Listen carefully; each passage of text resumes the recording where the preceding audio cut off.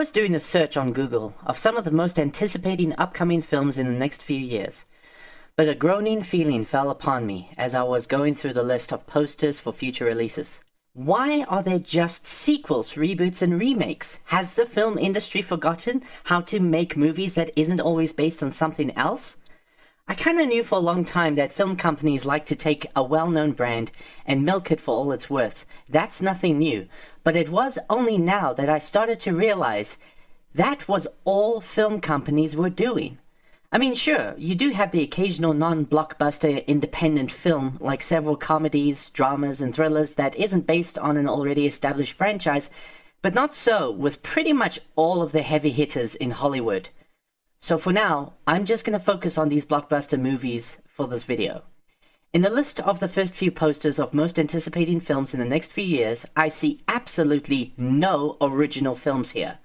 This is a problem. Culture is not only a reflection of our society, but it is also a heavy influence of that society. And if it's constantly being exposed to culture that cannot break away from overused trends and cliches, our world falls into a mindless monotony. This is why this matter is so important. But I know that plenty of people will point out that the most successful films of all time are usually sequels, prequels, remakes, reboots, etc. But I want everyone within the sound of my voice to know that statistically speaking, this is absolutely false. It is because of this fact that I am motivated to explain as carefully as I can that relying on sequels, reboots, cinematic universes, and what have you is a short-sighted, paranoid, and cynical perspective that film studios have in this day and age. No, the real reasons for the success of a film can be narrowed down to three elements. That is 1, familiarity, 2, quality, and 3, marketing. Let's start with familiarity. Your average Joe might be confused when I say that familiarity is important to the success of a film when I just said that unoriginality isn't.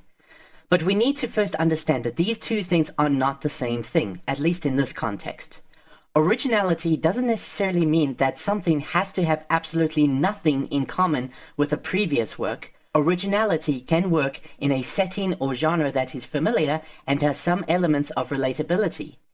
In the YouTube series, Everything is a Remix, it is explained that ideas are rarely conceived in a vacuum, that ideas come from other ideas.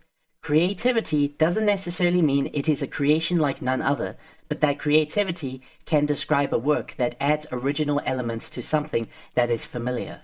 If you look at some of the most successful films of all time, they do this very well. Stuff like Avatar, Jurassic Park, Titanic, and Star Wars. Sure, many of these films becomes a franchise with multiple sequels and spin-offs, but those are merely a symptom of what was at the time an extremely successful original film. In fact, to this day, none of the Star Wars or Jurassic films have made more money than the original at the box office. This is obviously adjusted for inflation because, of course, you should always adjust for inflation if you want to know the true success of a film. In these first installments, there's a familiarity and relatability that the film usually spends a fair amount of time establishing. Getting audiences invested in the characters will make it easier for them to accept many of the other sometimes unfamiliar elements of the movie. These movies may also deal with plot elements and themes that are also familiar, no matter how alien the setting or fantastic the scenario.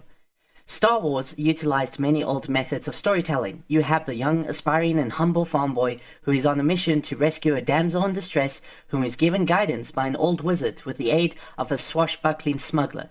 It's as old-fashioned as they get. Everyone understood Star Wars, which is why almost everyone has seen it.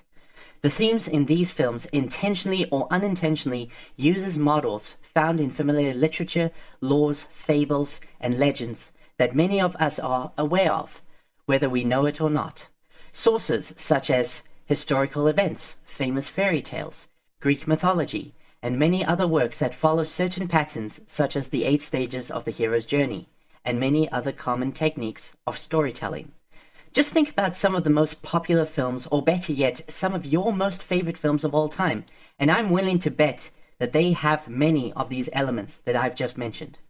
To summarize, I have no problem with familiarity. I have a problem with the vast majority of films staying within an already established and explored franchise. And it seems like many other people have that same problem. Number 2, quality. When people think of quality, they usually think of an extremely expensive film that costs hundreds of millions of dollars to produce. But that's not what truly makes a successful film. Take something like the first Back to the Future, and the aforementioned Star Wars and Jurassic Park. They were the most successful in their series, but also the cheapest to make. Quality is measured by talent and skill in not just filmmaking, but good storytelling in general. Pixar Animation Studios has had far more successful movies in contrast to unsuccessful ones than perhaps any other movie studio in the history of film. And that's because the company understands its target audience, but also, when something isn't working out, Pixar will go as far as to completely redo the film or even scrap the project entirely in favor of something far better. Because, in their opinion, story is king. Many studios aren't willing to do something like this, to just cut their losses before too much time and money is lost to a futile production. I'm not saying that Pixar doesn't have their fair share of duds. They do. But Pixar doesn't seem to have many of the problems that other film companies suffer from. For instance, many business heads of these companies, such as the presidents, the CEOs, and the board of directors, will do the worst thing that they could ever do: make creative decisions in a film. This doesn't make any sense because many of these people studied marketing, financing, and what have you, but not filmmaking. Sure, they own these movies, but getting involved creatively is like an owner of a jetliner telling a well-trained pilot on how to fly. This is why there are so many soulless productions being greenlit, and why so many of them fail. Many filmmakers end up being in a difficult and frustrating situation where sometimes they are told by their bosses what to do, even if it goes against the filmmaker's judgment. Pixar and even the animation department of Disney has resolved this issue by hiring provenly skilled filmmakers to control how films are made, and in some cases, what films get made. John Lasseter, one of the co-founders of Pixar, has proved himself to be a talented filmmaker, and, as a result, has been promoted to the position of President and Chief Creative Officer at Disney and Pixar. In other words, the executives hired an actual filmmaker to control the assembly line of films at Disney and Pixar. Without people like Lasseter, such movies as Zootopia, aka Zootropolis, would most likely not have been so well received and, of course, so successful.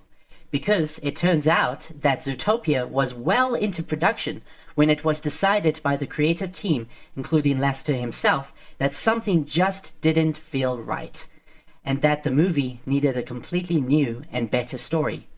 A similar thing happened with Pixar's Newt, which didn't reach expectations and was scrapped in favor of a completely new project that would eventually result in the creation of Inside Out.